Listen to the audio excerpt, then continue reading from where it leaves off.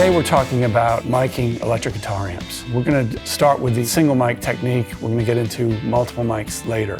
Starting with this Vox AC30, which is one of my favorite guitar amps. You can use any amp, of course, it doesn't matter, your choice. My chosen microphone is the Shure SM57, which is one of the most common microphones in the world. It's very inexpensive, and it only costs about $90. It's usually the go-to mic that gets used for guitar amps more than any other mic. There's a lot of other choices, but this is kind of the most common. For some reason, it complements most guitar amps quite well. There's not that much to it. Basically, you want to point the mic at the amp and not away from the amp. There's two speakers in this, two 12-inch speakers. I'm using the off-axis technique a little bit here. You can put it directly. It doesn't make that much difference. I mean, there's a little difference in tone, and you'd have to play with it to see what actually you like better. I usually prefer the off-axis. I'm not really sure why. If you want an edgier tone, you'd want to move it away from the speaker a little bit. You don't get as much proximity effect. If you put it real close, it gets sort of a warmer sound, scooping the upper mid-range out a little bit. Lots of different mics you could pick.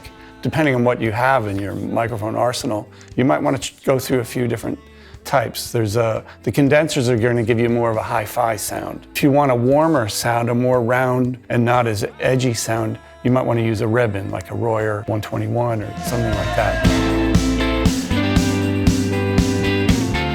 We used to change the sound when we used to record analog, and some of you maybe still do record analog, in which case it is quite important. If you really push tape hard, you get a bit of a compression effect, and that can actually be advantageous for a guitar sound. Nowadays, most people are recording digital, and it doesn't really matter, no matter what gain setting, as long as you set your preamp so it's not distorting, and you're not in the red, it's going to sound pretty much the same.